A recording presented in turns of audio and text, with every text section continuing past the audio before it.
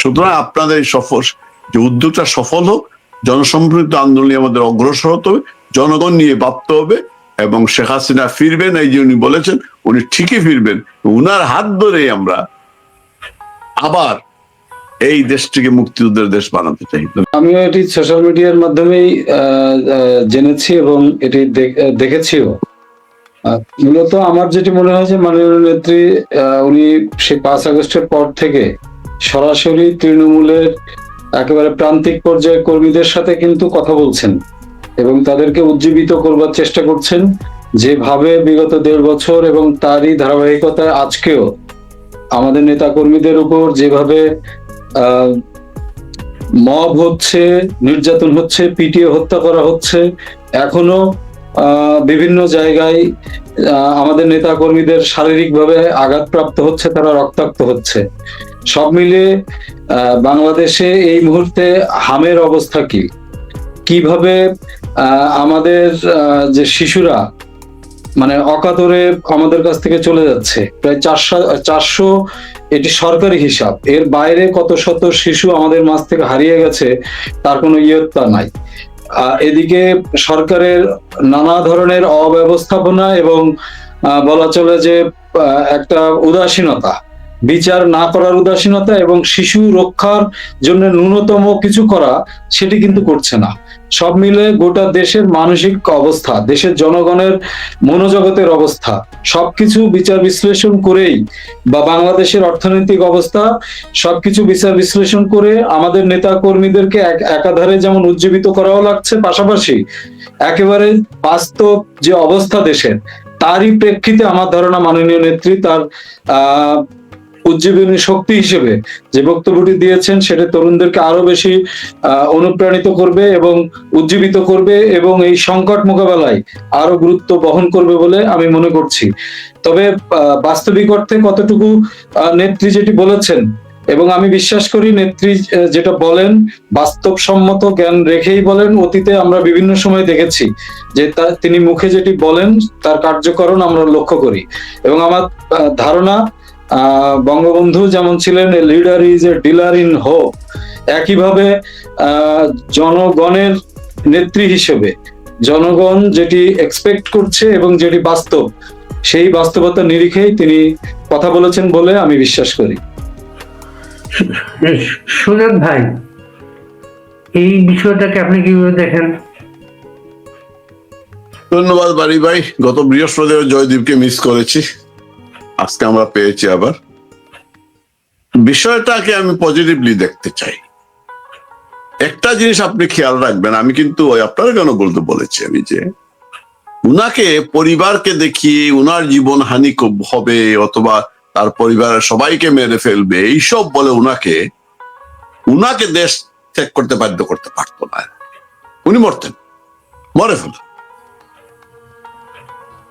আমার বিশ্বাস থেকে যতটুকু আমি জেনেছি, যতটুকু বুঝেছি, আমার বিশ্বাস থেকে আমি যে কথাটা বলতে চাচ্ছি আমি নিশ্চিত উনাকে বলা হয়েছে এই মুহূর্তে দেশ ও জাতি অনেক সংকটে, আপনি যদি না যান, আপনি যদি বেঁচে না থাকেন, পরবর্তীকে জাতিকে রক্ষা করবে, এই কথা বলে ওনাকে রাজি করানো হয়েছে উনি দেশত্যাগ করতে। এটা আমি বিশ্বাস করি। আজকে 2 বছর প্রায় হয়ে গেল, মাথায় এসে আমরা কি দেখতে পাচ্ছি, জাতি কি প্রত্যাশা করছে। উনি কিন্তু কয়েকবার বলেছেন এই কথা যে আমি আল্লাহ আমাকে যখন বাঁচিয়ে রেখেছেন নিশ্চয় ভালো কিছুর জন্য বাঁচিয়ে রেখেছেন। এতবার মানুষ বাঁচতে পারে না, ভয়াবহ আক্রমণ। প্রধানমন্ত্রী থাকাকালীন অ্যাটেম্প হয় নাই আমি সেটা বলবো না, কিন্তু যদি আমরা দেখি, কিন্তু উনি যখন বিরোধী দলের নেতা, উনার উপর আক্রমণ বারবার হয়েছে। সর্বশেষ আক্রমণটা কি হয়েছিল সেই 21শে আগস্ট। উনি তো শেষ হয়ে যাওয়ার কথা, কিন্তু হয়ে যাননি।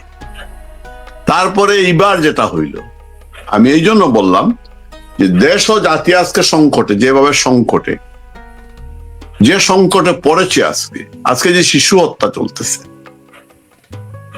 আমরা উনার আমলেও টিকার বিষয়টা উনি কিভাবে শিশুদেরকে আদর করতেন, আমি ধর্মের যারা কথা বলে, যারা ধর্মের নামে রাজনীতি করে, তাদের উদ্দেশ্য বলতে চাই, ধর্মের শিশু সম্পর্কে কি হযরত মুহাম্মদ নবী করিম কি বলেছেন? শিশু এবং ফুল ওরা সবচেয়ে প্রিয় ছিল। শিশু হত্যা দুনিয়াতে এটা হচ্ছে গণহত্যার মতো। এই হত্যার জন্য এই শিশুদেরকে ইউক্রেন থেকে রাশিয়া নিয়ে আসার জন্য কিন্তু আমাদের আন্তর্জাতিক আদালত থেকে পুতিনের বিরুদ্ধে গ্রেপ্তারি পরোয়ানা দেওয়া হয়েছে। এই আপনার গাজাতে শিশু হত্যার কারণে নাতিয়ানের বিরুদ্ধে কিন্তু গ্রেপ্তারি পরোয়ানা আছে। আমাদের দেশে সরকার সেটা ভুলে গিয়ে সরকার এবং সরকারি দল, বিরোধী দল সবাই মিলে একটা, আমি দেখলাম এটা পড়তেছি ছোট্ট পড়েছে কি, মঞ্জুর আল মতিন, তার কাছে এগুলো কোনো বিষয় না, তার কাছে জুলাই সনদটা সবচেয়ে বড় বিষয়। আমি পড় দিয়েছি, আপনি দেখেছেন তো বাড়ি ভাই, শুয়োরের বাচ্চা, আর কিছু বলিনি। আচ্ছা, আদালত গেল, এই যে এই সংসদ গেল প্রায় 1 মাসের মতো, শিশু মৃত্যু নিয়ে কেউ কোনো কথা বলেনি, কারণ তারা এই দেশটাকে নিজের দেশ মনে করে। এরা যে বর্গী, এরা তো বর্গী না, এরা তো বর্গী। জামাত বা বিএনপি এরা তো দেশটাকে ওন করে না, এদেশে মানুষকে ওন করে না, যার কারণে মানুষের যা চাহিদা, মানুষের যা প্রয়োজন, দেখবেন এই বন্যা নিয়ে কথা হচ্ছে না, কৃষি পণ্য নিয়ে কথা হচ্ছে না, কথা হচ্ছে কি নিয়ে? ট্যাক্স ফ্রি গাড়ি না নিয়ে ঘুরিয়ে সরকারি ট্যাক্স ফ্রি গাড়ি যদি নেয় তাহলে নিজে কিনতে হবে, ট্যাক্স ফ্রি হলেও কিনতে হয়। আর যদি সরকার দিয়ে তো তার কিচ্ছু লাগে না, পেট্রোল সবকিছু সে পাবে, পয়সা তার খরচ হইতেছে। কি কৌশল করে নিয়ে আসা, আপনি দেখবেন সবকিছু নিজে। এই জন্য উনি যে কথাটা বলেছেন জয়দীপের সাথে একমত। একটা হচ্ছে কর্মীদেরকে বলা যে আমি আছি, আমি আসতেছি, আমি আসবো, মনোবল ফিরিয়ে আনা। আপনি দেখবেন মিছিলের সংখ্যা, মানুষের সংখ্যা কিন্তু বাড়তেছে। এই মনোবল যদি না বাড়ে, এই যদি না বাড়ান, তাইলে কর্মীরা তো ডিমোরালাইজ হয়ে যাবে। এবং মানুষকে বার্তা দেওয়া, জনগণকে, আমি শেখ হাসিনা আছি, আমি আসবো, আসার পরিবেশটা হলেই আমি চলে আসবো। 6 মাস হইতে পারে, 1 বছর হইতে পারে, কালকেও তো হতে পারে। 6 মাস উনি হয়তো এমনিতেই বলেছেন কর্মীদেরকে, যদি আমি শুনি না এই জিনিসটা, 6 মাস আমি শুনি নাই। উনি আসবেন বলে বারবার বলতেছেন কথা বলে, একবার আসেন নাই তো উনি। এইবার যদি আসে তবে 3য় স্বদেশ প্রত্যাবর্তন হবে। 5 দিন পরেই তো প্রথম প্রত্যাবর্তন, আর 2য় স্বদেশ প্রত্যাবর্তন গেল, এবং সবগুলোই সংকটের সময় উনি এসেছেন। সংকটে এসে জাতিকে রক্ষা করেছেন, আওয়ামী লীগকে রক্ষা করেছেন। আগের 2টো প্রত্যাবর্তন হয়েছে মে মাসে, হয়েছে আগের 2টো প্রত্যাবর্তন হয়েছে মে মাসে, 17 এবং 7 মে। এইবার হয়তো আরেক মে তো হইতে পারে, অথবা ডিসেম্বরে হইতে পারে। 6 মাস কর্মীদের দাবি আপনি ফিরে আসেন, আপনি ফিরে আসেন। মানে মানুষ আর কর্মীরা কারো উপর ভরসা করতে, কর্মীরা যেমন করে না, জাতি করে না, আন্তর্জাতিক বন্ধু মহল কেউ করে না। যারা বাংলাদেশের মুক্তিযুদ্ধের সাথে তার যাদের সম্পর্ক রয়েছে অন্তর্কে, তারা এই জিনিসটা, শেখ হাসিনা তারা বুঝে না। সুতরাং উনি ফিরবেন, এটা তো কোনো বিষয় না। উনি ফিরবেন, পরিবেশ ক্রিয়েট হইলেই ফিরবেন।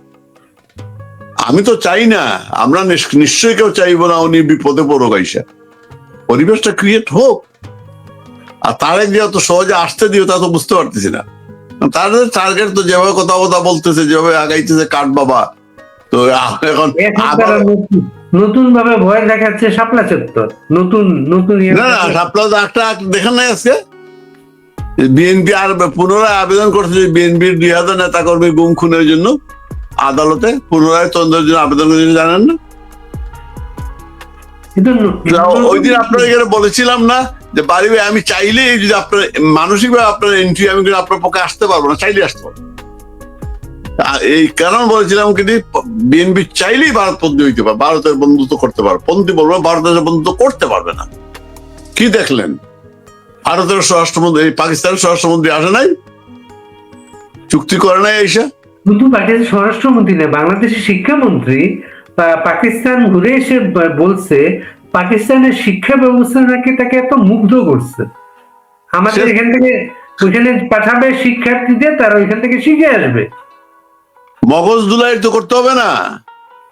কালকে আমার জবের কারণে এক ডাক্তার, পাকিস্তানি ডাক্তার আমার এলাকায়, তাকে নিয়ে দিলাম করলাম। সে বলতেছে, সে নিজে বলতেছে যে আমরা আসলেই বাংলাদেশের, সে নিজে থেকে বলতেছে অনেক বৈষম্য করেছে। মানুষ কিন্তু জনগণ শিক্ষিত মানুষ কিন্তু স্বীকার, কিন্তু পাকিস্তানের রাজনীতি বা রাজনৈতিক দলগুলো সেটা স্বীকার করবে না। শুধু ট্রেনিং এর জন্য যেতে হবে না, শিক্ষা তো এখান থেকে নিতেই হবে। হ্যাঁ, মিলন সাহেব তো তাই ব্যবস্থা করতেছে, অসুবিধা নাই।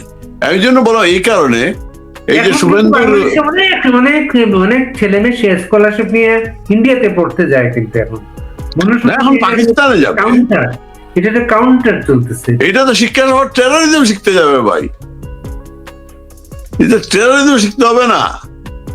এন্টি পাকিস্তান বানাইতে হবে, বাংলাদেশ বানাইতে হবে না। দেখলাম যে শিক্ষার মানের দিক থেকে পাকিস্তান হচ্ছে বিশ্বের 156তম, বাংলাদেশ 143তম। তা 143তম দেশ 156তম দেশের কাছে শিক্ষা অর্জন করতে যাচ্ছে, এবং কোন ধরনের শিক্ষা সেটা তো তরুণরা ভালো মতো বুঝতে পারছে, এবং তরুণদের ধারণা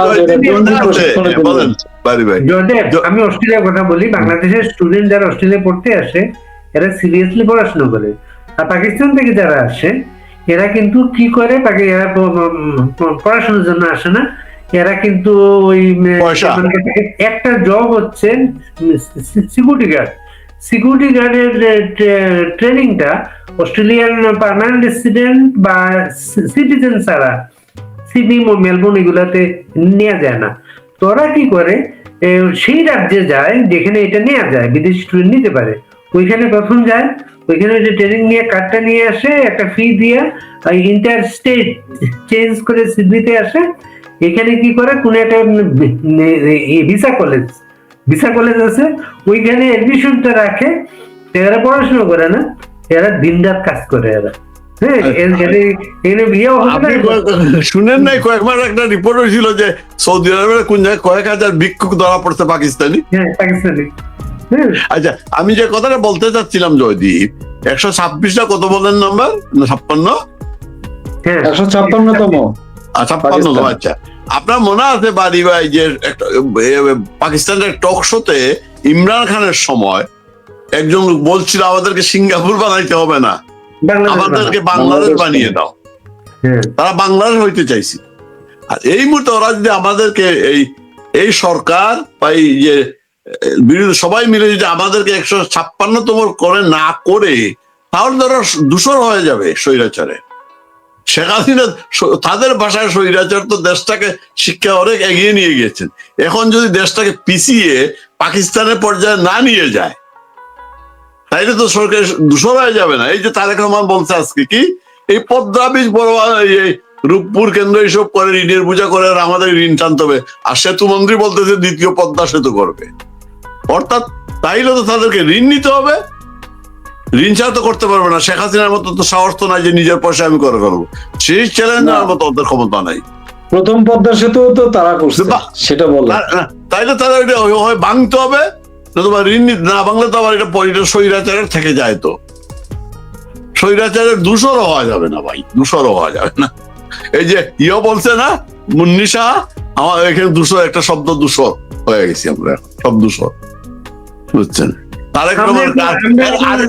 আরেকটা শেষ করে নেমি, আমার বন্ধু আরিফ কি বল শুনেন নাই, ও চিরেই আসতেছে প্রবাসী কার্ড। আচ্ছা, এই কার্ড ব্যবসা শুরু করলো কেন? নেতৃত্ব খাম্বার ব্যবসা শেষ করে দিয়ে গিয়েছেন, খাম্বা দিয়ে তো কাজ হবে না, উনি কাজটা উনি শতভাগ বিদ্যুতায়িত করে খাম্বার কাজ শেষ। এখন কি কার্ড দিয়ে সে পয়সা ব্যবসা করতেছে নাকি বুঝতে পারতেছি না। আমার মনে হয় এই ব্রিটিশ কোন কোম্পানির সাথে চুক্তি করে গিয়েছে সে, অথবা আজকে চেয়ারম্যান আমাদের শেখ ফজলে শামস পরশ বাংলাদেশ আওয়ামী লীগের পেজে যে আয়োজনটি ছিল, সেখানে তিনি কিছু বিষয় সুনির্দিষ্টভাবে বলেছেন। মূলত এই মুহূর্তে আমাদের সংগঠন গোছানো এবং নিজেরা ঐক্যবদ্ধ হওয়া, সেটা দেশ এবং বিদেশ ইউনিটগুলো নিজেরা অর্গানাইজড হওয়া, এবং এই সময়ে তরুণরা ঠিক যে ধরনের কর্মসূচি প্রত্যাশা করছে, মানুষের জনগণের যে মনের কথাগুলো কর্মসূচিতে থাকবে, এই জনসম্পৃক্ত কর্মসূচির দিকেই আমাদের মনোযোগ এখন বেশি। এবং মানুষ যে এখন কষ্টে আছে, বিশেষ করে হামে আমাদের শিশুরা মারা যাচ্ছে, বাবা মায়ের কোল খালি হচ্ছে, অন্যদিকে আপনি দেখেন যে লোডশেডিং এ মানুষের জীবন অতিষ্ঠ, কৃষক তার ফসল উৎপাদন করতে পারছে না সেচ বা কৃষি উপকরণের কারণে বা সার সংকটের কারণে। আবার অন্যদিকে দেখুন আমাদের ভাটি অঞ্চলে আমাদের কৃষকরা ধানগুলো কিভাবে বন্যায় ভেসে গেছে, বা মানে নানা ধরনের যে সংকট, এই সংকটগুলোকে ফোকাস করেই আমাদের কর্মসূচি সাজানো।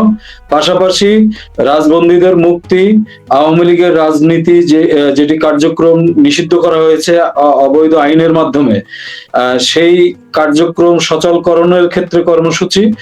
পাশাপাশি অবৈধ আইসিটি ট্রাইব্যুনাল বাতিল এবং মাননীয় নেত্রী সহ সকল আমাদের জাতীয় নেতৃবৃন্দের নামে মিথ্যা মামলা প্রত্যাহার এবং অবিলম্বে তাদের মুক্তি। আমরা এই একাধারে জনসম্পৃক্ত যে অনুষঙ্গগুলো, যেটি জনগণের একেবারে প্রাণের দাবি, এই মুহূর্তে মানুষের কষ্টের কোনো শেষ নেই, সেই জায়গাটির ক্ষেত্রে মানুষের পাশে একাত্ম হওয়া, পাশাপাশি নিজেরা ঐক্যবদ্ধ হওয়া।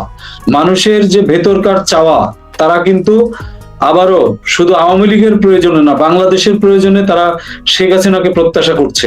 এবং সেই যে মানুষের চাওয়া, সেই সত্য পথেই কিন্তু আমরা হাঁটতে চাচ্ছি, এবং যুব সমাজকে ঐক্যবদ্ধ করেই সেই পথে আমরা হাঁটতে চাচ্ছি। সেক্ষেত্রে আমাদের যাত্রাপথে আমরা দু ধরনের কর্মসূচিকে সামনে নিয়েই আমরা এগোতে চাচ্ছি, এবং এভাবেই আমাদের চেয়ারম্যান নির্দেশনা প্রদান করেছেন। এবং আগামী দিনে যে কমিটি করণ যে কার্যক্রম চলছে, সংগঠনের কার্যক্রমকে গতিশীল করবার জন্য বা সংগঠনকে মজবুত করবার জন্য, সেই কার্যক্রমের পাশাপাশি জনগণের যে প্রাণের যে দাবিগুলো, সেগুলো নিয়ে আমরা সমস্বরে কণ্ঠকে আরো বেগবান করছি।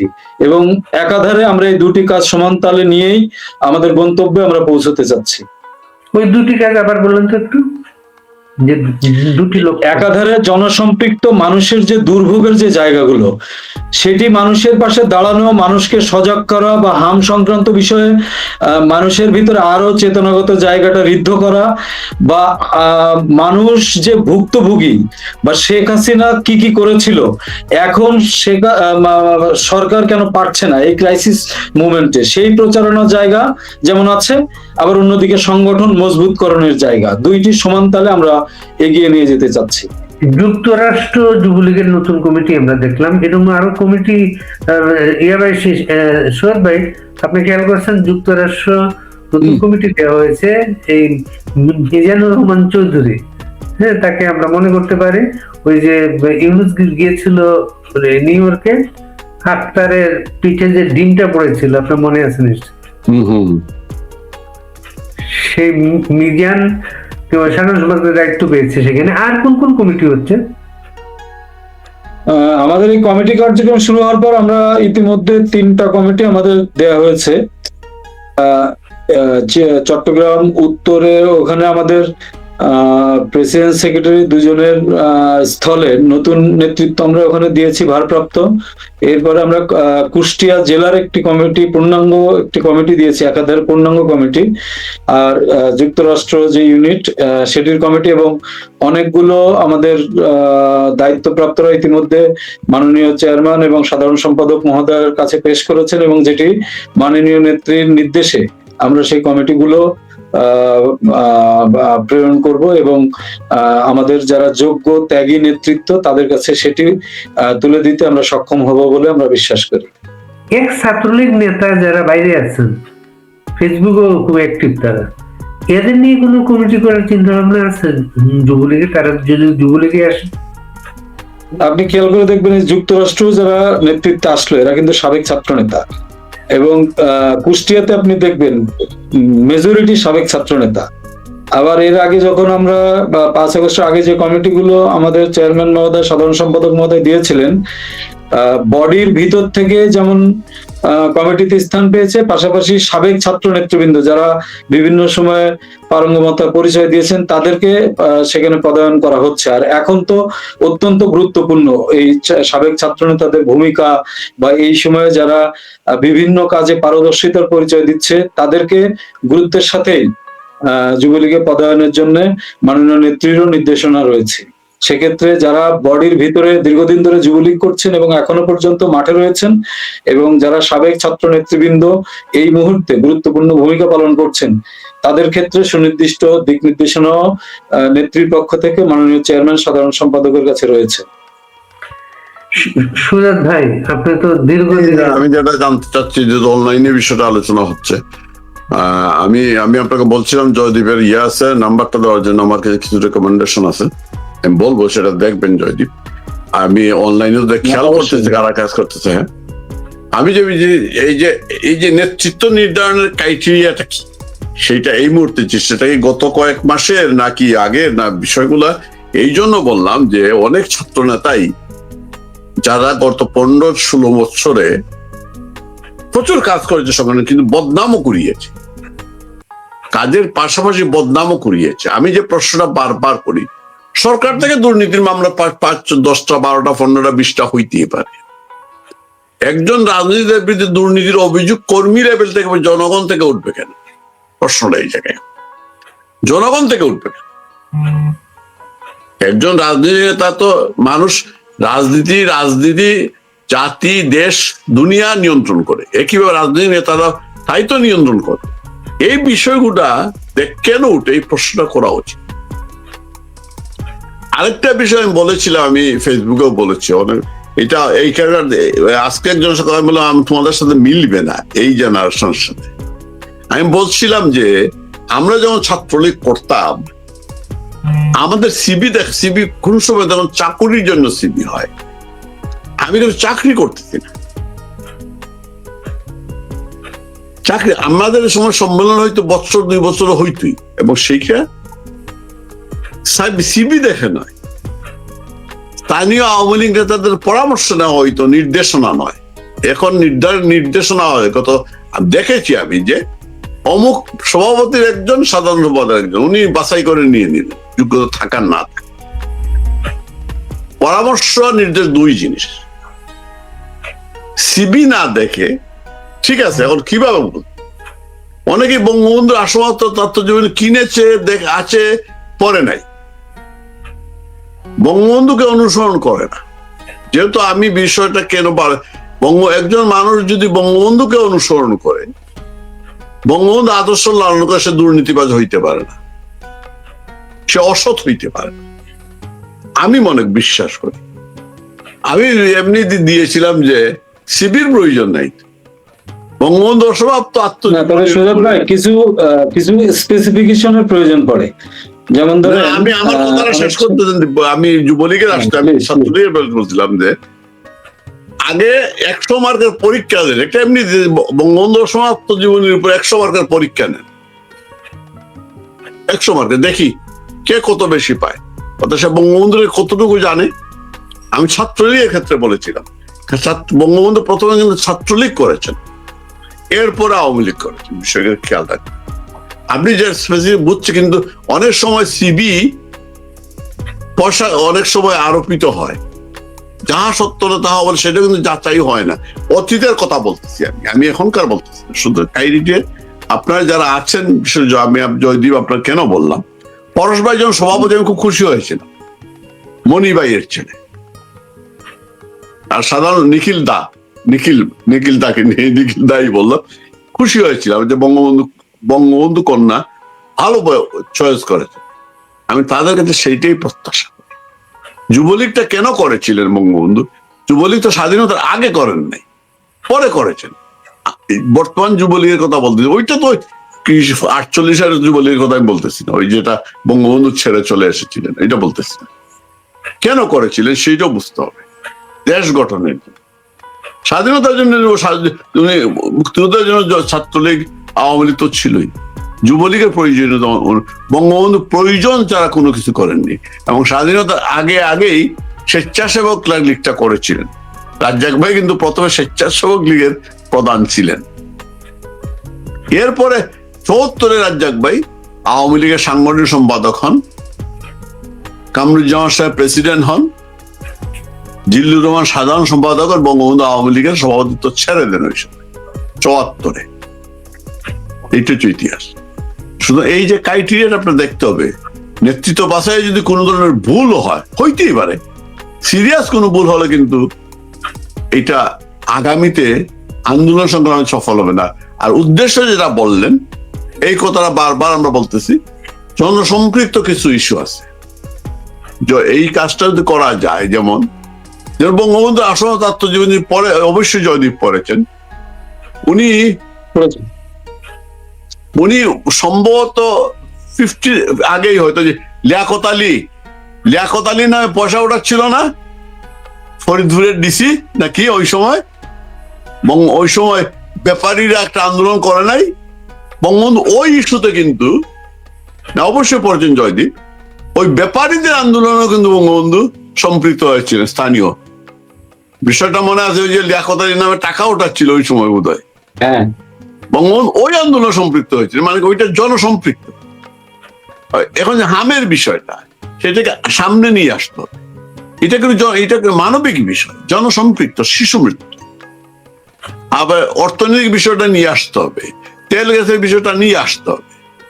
এরপরে যে পদ্মা ব্রিজের এই যে কথাগুলো বলতেছে, এইগুলোকে সামনে নিয়ে এই জনসম্পৃক্ত বিষয় নিয়ে কর্মসূচি এবং সাংগঠনিক যে কাজটা আপনার হাতে দিন, এটা ভালো, চমৎকার, এটা করা উচিত। বাণিজ্য নীতি নিয়ে একটা লিফলেট হতে পারে, বাণিজ্য নীতির ইনফরমেশন গুলো। হ্যাঁ, এই বাণিজ্য নীতি নিয়ে একটা লিফলেট দিতে পারে, এটা পরিবেক করে ফেলবো।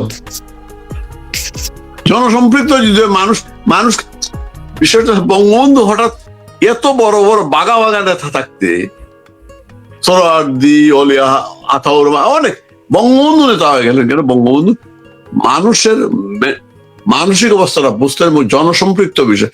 একটি পোস্টারে তো সেদিন বঙ্গবন্ধুকে ৭০-এর নির্বাচনে জিতিয়ে দিয়েছিল, একটি পোস্টার, সোনার বাংলা আশ্বাসান, কেন? আর কিছু তো লাগে। আমি যে কথাটা বলতে চাচ্ছিলাম আমার লাইনে আসার আগে, আমি এখানে বলে নেই, গাপ্পার চৌধুরী এলাকায় শেখ হাসিনার নেতৃত্ব সম্পর্কে আমি বলতে চাচ্ছি বিষয়টা। গাপ্পার ভাই, আমি সত্য মিথ্যা জানি না, আমরা তো ওই সময় গাপ্পার ভাই তো বঙ্গবন্ধুর কাছেই ছিলেন, একবার প্রশ্ন করেছিলেন গাপ্পার চৌধুরী, বসে গল্প করতেছেন, চা খাচ্ছেন, 3 জন গেলে বঙ্গবন্ধু 3 জন, একজন আপদ বিপদ আরেকটা কি বলতেন, এই মুসা ভাই, গাপ্পার ভাই আর কি ছিলেন, ফয়েজ আহমদ, এই 4 জনকে বঙ্গবন্ধু খুব প্রিয় ছিলেন। চা খাচ্ছেন বসে বসে, হঠাৎ গাপ্পার ভাই প্রশ্ন করলেন, আপনার পরে আপনার উত্তরাধিকারকে? খেয়াল করবেন জয়দীপ কথাটা, গাপ্পার ভাই বলেছিলেন, এইটা বলে আমি শেষ করব, গাপ্পার ভাই বলেছিলেন, বঙ্গবন্ধু একটু কপট রাগ করে বলেছিলেন, তোমাদের সাংবাদিকদের নিয়ে এই সমস্যা, তোমরা বেশি কথা, আমার উত্তরাধিকার নির্ধারণ করবে ইতিহাস, আমি আমার উত্তরাধিকার নির্ধারণ করব। শেখ হাসিনা কিন্তু বঙ্গবন্ধু মনোনীত উত্তরাধিকার নন, ইতিহাস নির্ধারিত উত্তরাধিকার, সেইটাই বঙ্গবন্ধু বলে গিয়েছে। ধন্যবাদ। জয়দীপ, অনেক কিছু আপনি বলতে পারবেন। না সুজাত ভাই, যে সিভির কথা যেটি বলছিলেন, না এটা অনেকেরই মতামত এটি, কিন্তু এই সময় এসে কিছু জিনিস আমার মনে হয়েছে যে অনেকে সহজে তার স্পেসিফিকেশনটা পাঠাতে চায়, ও তার কাছে কিছু না চাইলেও সে এক কথা লিখে তার সম্পর্কে পাঠায়। এটি এই ডিজিটাল প্রথা মনে করতে পারেন যে হয়ে গেছে।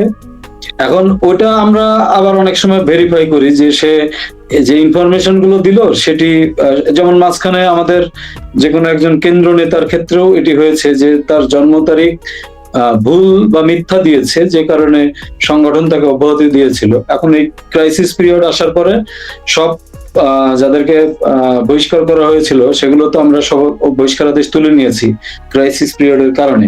সেক্ষেত্রে এটা ইন্টারনালি কিন্তু এগুলোর একটা শাস্তিরও ব্যবস্থা আছে, যেটি আমরা সোশ্যাল মিডিয়াতে বা পত্রিকাতে এটা দিই না এই কারণে যে সবারই পরিবার আছে, আর একজন হয়তো কোনো একটা ভুল করেছে কিন্তু সে তার রাজনৈতিক আদর্শ দীর্ঘদিন ধরে এই সংগঠনের জন্য কাজ করেছেন, তা সংগঠনের এই শাস্তির ব্যবস্থাটাও আছে এবং সেটি ইন্টারনালি আছে, এবং আপনি খোঁজ নিলে জানতে পারবেন যে সংগঠন ইন্টারনালি এটা আমরা এটা অবশ্যই সরাসরি মিডিয়াতে internally দিই না।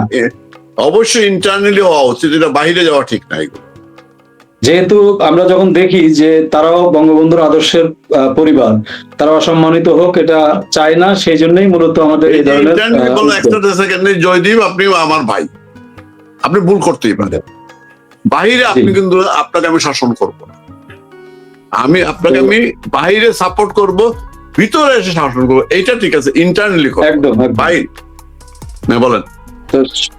তা সব মিলে আমার মনে হয়েছে ভাই এই সময় শুধু যুবলীগ বা ছাত্রলীগ না, সব সংগঠনেরই মাননীয় নেত্রীর নির্দেশনা ঠিক এমনই যে একাধারে মানুষ যে কষ্টে আছে সেই জায়গাটা সবাই আমরা উপলব্ধি করছি এবং তাদের পাশে অলরেডি আমরা সবাই আছি, এবং তাদের সেই সত্যের পথে আমরা কথা বলে চলেছি।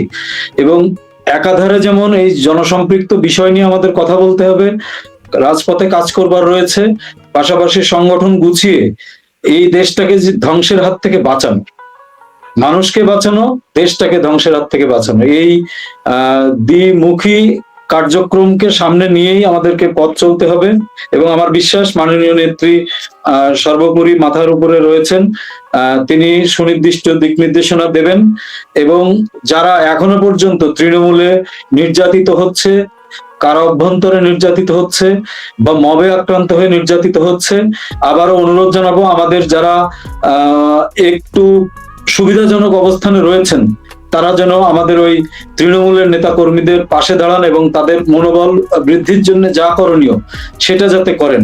এর পাশাপাশি এই জনসম্পৃক্ত কার্যক্রমে নিজেকে শরিক করুন এবং সংগঠনকে শক্তিশালী করুন। আমার মনে হয় যে একে অন্যের বিরুদ্ধে কাদা ছোড়াছুড়ি করবার দিন এখন নয়। আমরা দেখতে দেখতে প্রায় 2 বছর পার করতে যাচ্ছি। এই সংকটকাল আর দীর্ঘ না হোক। আজকে শিশুরা হামে মারা যাচ্ছে, বাবা মায়ের যে আর্তনাদ এটি সহ্য করবার মতো নয়। সরকারিভাবে বলা হচ্ছে 400, কিন্তু আমরা দিবালোকের মতো যেটি সত্য আমরা দেখছি যে থেকে অনেক বেশি শিশু আমাদের কাছ থেকে হারিয়ে গেছে। এবং এই শিশু হন্তারক কে বা কারা এদেরকে প্রশ্রয় দিচ্ছে? রাষ্ট্র কেন নীরব? কেন হামে শিশু মারা যাচ্ছে, অন্যদিকে আমরা রাষ্ট্রনায়ক নিজেদেরকে দাবি করা যারা, তাদেরকে দেখছি সুখ বিলাসে মত্ত হতে। একদিকে দেশের মানুষ রয়েছে দুঃখে, নেতা কিন্তু আছেন সুখে। সংসদের দিকে তাকান, সেখানে কোনো জনসম্পৃক্ত বিষয়, জনগুরুত্বপূর্ণ বিষয়, করোনা গেছে, রাষ্ট্রনায়ক শেখ হাসিনা কিভাবে বাংলাদেশকে একজন ক্রাইসিস ম্যানেজার হিসেবে রক্ষা করেছেন, এটি নতুন করে আজকে বলবার প্রয়োজন নাই। গোটা বাংলাদেশ সেটি জানে, অন্তর দিয়ে উপলব্ধি করে, এবং সেই তুলনাটা বাংলাদেশের মানুষ এখন করছে। আজকে হামে আক্রান্ত হচ্ছে, আপনি দেখাতে পারবেন যে বেসরকারি উদ্যোগ বা সরকারি উদ্যোগ সারা বাংলাদেশে আলাদা কিছু লক্ষণীয়? রাষ্ট্রনায়ক শেখ হাসিনার সময় সরকারিভাবে যেমন উদ্যোগ নেওয়া হয়েছিল, বেসরকারি ভাবেও মানুষকে উদ্বুদ্ধ করা হয়েছিল, যে কারণে বেসরকারি উদ্যোগেও মানুষ কিন্তু ঝাঁপিয়ে পড়েছিল। আজকে নাই সরকারি উদ্যোগ, নাই বেসরকারি উদ্যোগ। আজকে গোটা বাংলাদেশ কাঁদছে, গোটা বাংলাদেশে আজকে হাহাকার পড়ে গেছে। আর তারা সংসদে বসে নাটোরের কাঁচাগোল্লা খায়, আর জুলাই সনদ নামক যে একটি প্রতারণার সনদ, সেই প্রতারণার সনদ নিয়ে পাশে তাদেরকে দেখি না। তাই আজকে অনুরোধ জানাবো বাংলাদেশের প্রত্যেকটি বিবেকবান মানুষ যারা এই সন্তান হারা বাবা মার পাশে রয়েছেন, আপনাদের সবার প্রতি অনুরোধ জানাবো এই বাংলাদেশকে আপনারা রক্ষা করেন। আজকে যুব তারুণ্য সবাইকে ঐক্যবদ্ধ হতে হবে দেশকে ধ্বংসের হাত থেকে বাঁচানোর জন্য। আজকে দেশে বিদেশে কোনোখানেই বৈদেশিক, আমরা দেখছি যে বাংলাদেশের সাথে একটা প্রভু রাষ্ট্রের যে বাণিজ্য চুক্তি হচ্ছে, সেই চুক্তিতে 31টি যে শর্ত, এটি আমার মনে হয়েছে যে আমরা সেই প্রভু রাষ্ট্রের আমরা কলোনিতে এখন বসবাস করছি। আমরা এখন মনে হয় যে সেন্ট মার্টিন এখন আমাদের নয়, আমাদের মনে হয় যে বন্দর এখন আমাদের নয়, এবং মনে হয় যে বাংলাদেশের বিশেষ কোন অঞ্চল হারাতে বসছি। আসলে শেখ হাসিনা এক সময় বললেন যে বঙ্গবন্ধু কন্যা আমি দেশের স্বার্থ জলাঞ্জলি দিয়ে যারা ক্ষমতা আছে দেশের স্বার্থ জলাঞ্জলি দিয়েই কিন্তু ক্ষমতায় আছে। কয়েক মাস আগেও যিনি ক্ষমতায় ছিলেন দস্তখত করে কিন্তু রাষ্ট্র ক্ষমতায় ছিলেন এবং স্বার্থ জলাঞ্জলি দিলেন। আজকে আয়োজন যারা দেখছেন একদিকে মানুষের দুর্ভোগ মানুষের পাশে এবং এই দেশ ধ্বংসের কারিগর যারা এদেরকে রুখে দিন। এটি আজকে আয়োজনে আমার কথার যে মোদ্দা কথা সেটি শেষে আমি বলে দিলাম, এবং এটি সবার প্রতি উদাত্ত আহ্বান। অনেক ধন্যবাদ জয়দীপ। আমরা শেষ করবো। সুরত ভাই আজকে শেষ টানবেন আপনি। ওই কথাই, জনগণের সমস্যা নিয়ে দাঁড়াইতে হবে। আওয়ামী লীগ জনগণের দল, আওয়ামী লীগের যতগুলো অঙ্গ সংগঠন আছে এটা জনগণের সাথে কাজ করে, জনগণের পক্ষে জনগণের সমস্যা নিয়ে রাস্তায় নামতো। ভয় ভীতি আওয়ামী লীগ আজকে সে পাকিস্তান 49 সাল থেকেই তো 48 থেকে বলা যায় 47 করার মধ্য দিয়েই তো ঝড় ঝঞ্ঝা সব মোকাবেলায় কিন্তু আমরা প্রজন্মের পর প্রজন্ম এই পর্যায়ে এসেছি। বঙ্গবন্ধু শূন্য থেকে শুরু করেছিলেন, জনগণের সমস্যা নিয়ে কথা বলেছেন বলেই, জনগণের ভাষায় কথা বলেছেন বলেই আজকে বঙ্গবন্ধু জাতির পিতা এবং একটি দেশ স্বাধীন করতে পেরেছে। আপনার একটা কথা আমি শেষ করতে চাই, সুভাষ বলেছিলেন আমায় তোমরা রক্ত দাও আমি তোমাদের স্বাধীনতা দেব। খেয়াল করুন, আমায় রক্ত দাও, উনি বলেননি আমি রক্ত দেব। জনগণ কতটুকু বিশ্বাস করেছিল, কারণ উনি বলেছেন আমায় রক্ত দাও আমি তোমাদের স্বাধীনতা দেব। আর উনি শুরু করেছিলেন সশস্ত্র বিপ্লব জনসম্পৃক্ত না হই। বঙ্গবন্ধু সেইখান থেকে শিক্ষা নিয়েছেন। বঙ্গবন্ধু অসমাপ্ত আত্মজীবনে যে উনি স্বদেশীদের আস্তানায় যেতেন, যেন উনি কয়েক বছর স্কুল ছাড়া ছিলেন। ওদের দ্বারা উনি ওদের আদর্শ দ্বারা উদ্দেশ্য প্রভাবিত, কিন্তু ওদের কর্ম দিয়ে উনি অনুপ্রাণিত হননি। অর্থাৎ সশস্ত্র বিপ্লব করে জনসম্পৃক্ততা ছাড়া কোনো কিছু সম্ভব না। জনগণের রাজত্ব কায়েম করা যায় না, ডাকাতি করা যায়, বিপ্লব হয় না। লেনিনের ভাই আলেকজান্ডার ফাঁসি হয়েছিল কারণ উনি সশস্ত্র আন্দোলন করতে চেয়ে, লেনিন সেই দিকে যান, শিক্ষা নিয়েছেন। বঙ্গবন্ধু 7 মার্চে কি বলেছেন? রক্ত, কথাটা খেয়াল করে, রক্ত যখন দিয়েছি রক্ত আরো দেব। অর্থাৎ আমিও দিয়ে আমি আছে এই জায়গায়। উনি কিন্তু আলাদা না, সুভাষ বাবু শুনে আলাদা বলতেছেন আমায় রক্ত দাও আমি স্বাধীনতা দেব। বঙ্গবন্ধু বলেছেন না, রক্ত যখন দিয়েছি রক্ত আরো দেবো, এদেশকে স্বাধীন করে ছাড়বে। ডিফারেন্সটা ওই জায়গায়। আমাকে জনগণের হইতে হবে, জনগণ যাতে আমার কাছে পৌঁছতে পারে। 32 নম্বরের গঠন দেখবেন আপনি, বাকিংহাম প্যালেস কোথাও বাংলাদেশের আর কোন সরকার প্রধানের বাড়িতে সাধারণ মানুষ যেতে পারবেন না। 32 নম্বরে দরজাটা খোলাই ছিল। বঙ্গবন্ধু বিরোধী দলের নেতা জেলে, বঙ্গমাতা আছেন। আমি শেষ করে একটা উদাহরণ দিয়ে একদিন দিয়েছিলাম যে অধ্যাপক রফিকুল ইসলামের একটা লেখা আমি পড়লাম। 69-এ বঙ্গবন্ধু জেল থেকে বের হলেন, তখন ওই সময়টায় রবীন্দ্রনাথকে নিয়ে যে আন্দোলন হয়েছিল পাকিস্তানিদের নিষিদ্ধের ফলে, প্রায় 30-40 জন বুদ্ধিজীবী ওইটার পক্ষে ছিল। আর রফিকুল ইসলাম স্যাররা, মুনির চৌধুরীরা ছিলেন ওই নিষিদ্ধের বিপক্ষে, রবীন্দ্রনাথ সঙ্গীতের পক্ষে। সেই সময় বঙ্গবন্ধু জেল থেকে বের হওয়ার পরে একদিন ওরা দেখলেন পত্রিকায় ছবি, নিউজ ছাপা হয়েছে, ওই যারা পাকিস্তানি সরকারের, আইয়ুব সরকারের দালালি করছিল, মুনায়েম খানের দালালি করেছিল, তারা বঙ্গবন্ধুকে সম্বর্ধনা দিচ্ছে। ওনারা খুব খেপলেন, এইসব এটা হয় নাকি? রফিকুল ইসলাম যেহেতু শেখ হাসিনার সরাসরি শিক্ষক, উনার উপর দায়িত্ব পড়লো উনি বঙ্গবন্ধুর সাথে দেখা করবেন বঙ্গবন্ধু কন্যার মাধ্যমে। উনি গেলেন, বঙ্গবন্ধুর সাথে কথা হলো, যাই হবার হলো। উনি আসার আগে এরপরে বঙ্গবন্ধু বলেন, আমি ব্যস্ত আছি, হাসু তোমার মার কাছে নিয়ে যাও। রফিক স্যারকে নিয়ে যাওয়া হলো, উনি ঢুকলেন, বঙ্গমাতা সেই পানের বাটা আর টেবিলে খাবার সাজানো আছে। যে কথাটা আমি বলতে চাচ্ছি, আসার সময় রফিক স্যার দেখলেন কয়েকটি বিছানা পাতা আছে, মানুষ নেই, ওই কয়েকটা। উনি বঙ্গমাতাকে জিজ্ঞেস করলেন, আমি আসার সময় দেখলাম কিছু খালি বিছানা পাতা আছে কেন? বঙ্গমাতা বললেন, দেশের প্রত্যন্ত অঞ্চল থেকে লোকজন আসে, অনেকে যেতে পারে না, এইগুলো হচ্ছে উনাদের জন্য তৈরি আছে, আশা থাকতে পারে। বঙ্গবন্ধুর সময়ে ভূত সভা হইতো, রাষ্ট্রপ্রধান তো আসতেন 32 নম্বরেই হতো, আর কোথাও হইতো না।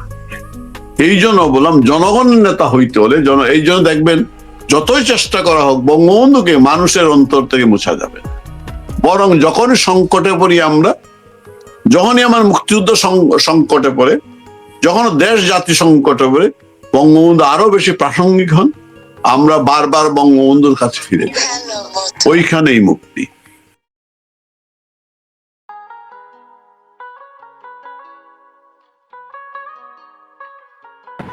অঘোষিত ভাবে বাংলাদেশে ধরুন, যেহেতু আমাদের সেইভাবে ডাটা সংগ্রহের সুবিধা নাই, সেখানে মানে আপনার কত সেটা আমরা জানি না। তারপরে আরেকটা বিষয় হলো, আমেরিকার সাথে যেই বাণিজ্য চুক্তি বা এআরটি যেটা সম্পাদিত হয়েছে, সেটা নিয়ে এখন কিন্তু সারা মাঠে কিন্তু ব্যাপক আলোচনা হচ্ছে। এর মধ্যে আজকে হঠাৎ দেখলাম উনি নতুন করে মানে আবার ইয়াতে $234 বিলিয়ন পাচারের পরে আজকে আবার নতুন করে পদ্মা সেতু এবং রূপপুর পারমাণবিক বিদ্যুৎ কেন্দ্র নিয়ে কথা বলা শুরু করছে উনি। তো এখন ওনার কাছে আমাদের প্রশ্ন, আমি কিন্তু আজকে একটা স্ট্যাটাসে লিখছি, যদি তাই হয়ে যায় দয়া করে আপনি শেখ হাসিনার বিরুদ্ধে মামলা করেন, 1 লাখ কোটি টাকা বাংলাদেশ থেকে নিয়ে আনেন, আমরাও আপনার সাথে আছি। আমরা কিন্তু আপনার কারণ হচ্ছে আমরা চাই না কেউ বাংলাদেশের টাকাটা মানে আপনার এখানে পাচার করে নিয়ে যায়। তো আপনি সেটা প্রমাণ করেন দয়া করে। এদিকে দেখবেন যে ফেসবুকে বিভিন্ন জন যারা এইসব মানে খোঁজ খবর রাখেন, বিশ্বের এই আমাদের বর্তমানে যে মানে রূপপুরে পারমাণবিক কেন্দ্রের যে সমপর্যায়ে যে ক্যাপাসিটি, এইটার বিভিন্ন কোন যে সকল দেশে এই ধরনের প্ল্যান্ট গুলা হয়েছে, তার বিস্তারিত কিন্তু আজকে সবাই বিভিন্ন ভাবে আপনার ফেসবুকের মধ্যে আবার সামাজিক যোগাযোগের মধ্যে তারা কিন্তু তাদের মত প্রকাশ করছে। কোনটাই দেখা যাচ্ছে যে আমাদের এখান থেকে আপনার বেশি না। আমিনুল হক পলাশ চমৎকার একটা পোস্ট দিয়েছেন নানা বিষয়ে, কোথায় কোনটাতে কিরকম খরচ হয়েছে। হ্যাঁ, পলাশটাও দেখছি, আরো অনেকে দিয়েছে, আরো অনেকে দিয়েছে, অনেকে, একদম দুইজন না, শত শত। আচ্ছা, তারপরে সেখানে ওই ভারত এবং চায়নার ব্যাপারটা হলো আলাদা। ওখানে হচ্ছে যে কি ওদের কিছু প্রযুক্তি, নিজস্ব কিছু প্রযুক্তি আছে, তাদের পুরাটা কিন্তু ইম্পোর্ট করতে হয় না আমাদের মতো। আমাদের ধরেন একবারে কম দিয়ে এখানে ল্যান্ডের একটা এই পারমাণবিক কেন্দ্র তৈরি করতে হলে ল্যান্ডটাও কিন্তু আলাদাভাবে তৈরি করতে হবে। তারপরে এখন এই বিষয়টা উনি বলছে যে 14,000 কোটি টাকায় ভারতে এটা করে ফেলছে, একই ক্যাপাসিটির, খুব ভালো কথা। তো এখন শেখ হাসিনা সরকার মানে থাকা অবস্থা, এটা গত বছর ডিসেম্বরে এটা উদ্বোধন হওয়ার কথা, মানে আপনার এই যে আপনার কি বলে না, ফুয়েল লোডিং হওয়ার কথা, সেটা 1 বছর পরে হলো। এর মধ্যে আমরা দেখলাম যে 26,000 কোটি টাকা এটার প্রকল্প বেড়ে গেল। তো 14,000 কোটি টাকা যদি টোটাল প্রকল্প হয়, 26,000 কোটি টাকা আপনার চাচা কিভাবে আপনার এটা বাড়াইলো?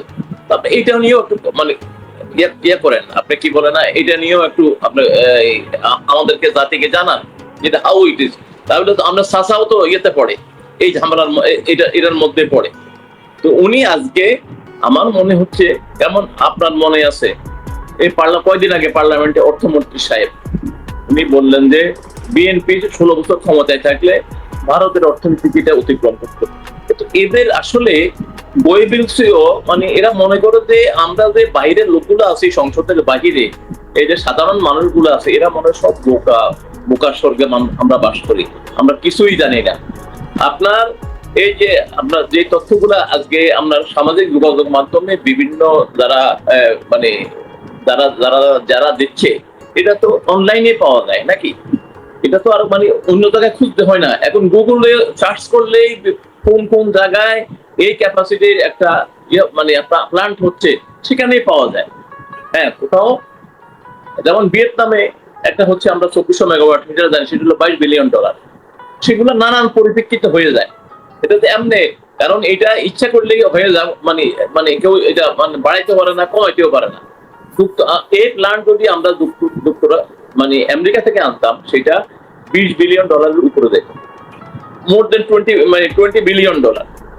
এখন পদ্মা সেতু নিয়ে উনি কথা বলছে, তো এখন আজকে দেখলাম আমাদের যোগাযোগ মন্ত্রী বলছে যে তারা দ্বিতীয় পদ্মা সেতু করবো। দেখি না এটা কতটুকু কি করতে পারি আমরা, লেটাস সি।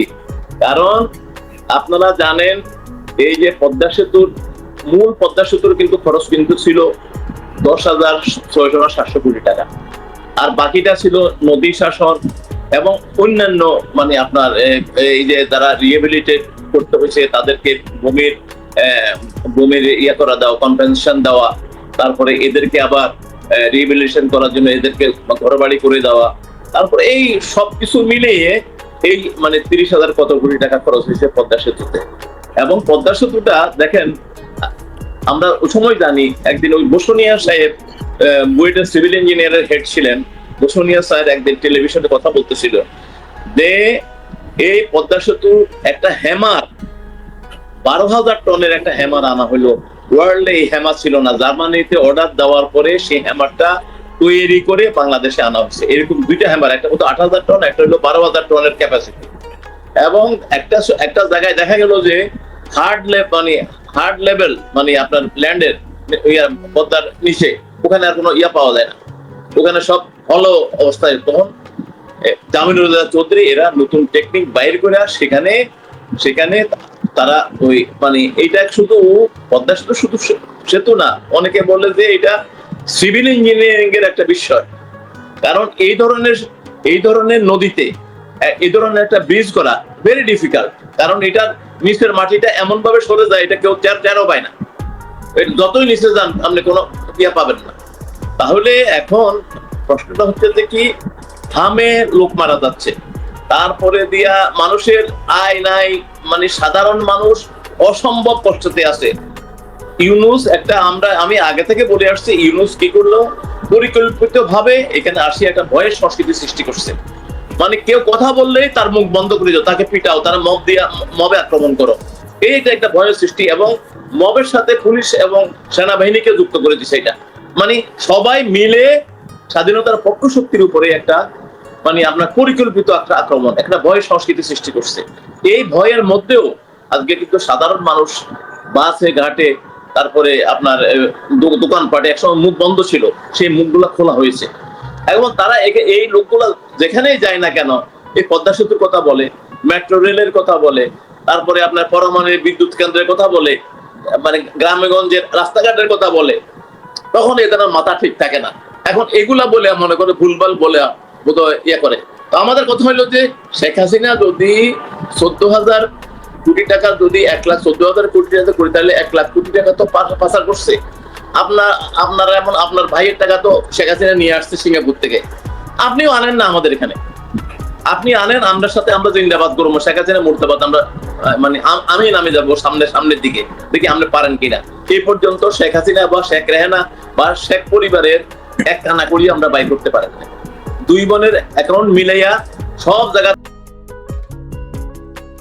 অল্প সময়ের মধ্যে তারা যে ইনহেরিট করেছে বাটপার ইউনূসের সরকারকে, তার 18 মাসে দেশটাকে মানে ডুবিয়ে দিয়েছে। যেখানে এটা ডুবন্ত অবস্থায় তারা কৃষকের অবস্থা খুব খারাপ, ফার্টিলাইজারের অবস্থা খুব খারাপ। 600 টাকা পাচ্ছে সে ধানের পক্ষে, ফার্টিলাইজার কিনতে হচ্ছে 1000 টাকাতে। যেখানে ফার্টিলাইজারে ভর্তুকি দেওয়ার কথা ছিল এবং ভর্তুকি দিয়ে তাকে অগ্রসর করার কথা ছিল, এবং IMF এর থেকে টাকা তারা ছাড় পায়নি। IMF এর একটা ছিল ভর্তুকিটা কমাতে হবে, তারা বলেনি বন্ধ করতে হবে। ইউনিয়ন সরকার কি করেছে, এটা বন্ধ করে দিয়েছে। বন্ধ করে দেওয়াতে ফার্টিলাইজারের দাম বেড়ে গেছে, আর ধানের দাম তো তারা পাচ্ছেই না। আর নদী ড্রেজিং এর জন্য আমার এক্সাক্ট অ্যামাউন্ট মনে নাই, তবে বেশ ভালো অ্যামাউন্টই বাজেটে অ্যালোকেশন করে গেছে। জুন মাসে শেখ হাসিনা বাজেটটা দিয়ে গেছে। জুলাই মাসে এই আন্দোলন সোকল্ড তথাকথিত বৈষম্য আন্দোলনটা শুরু হয়েছিল, সেই আন্দোলনটার ফলশ্রুতিতে আগস্ট মাসে তো তারা শেখ হাসিনা এটাকে স্টার্ট করে দিয়ে গেছে, কিন্তু এটা ফলো আপ যে করবে অন্তর্বর্তী সরকার, এই বাটপার ইউনূস বা মহাজন ইউনূস এবং বাস্টার্ড ইউনূস যে করবে,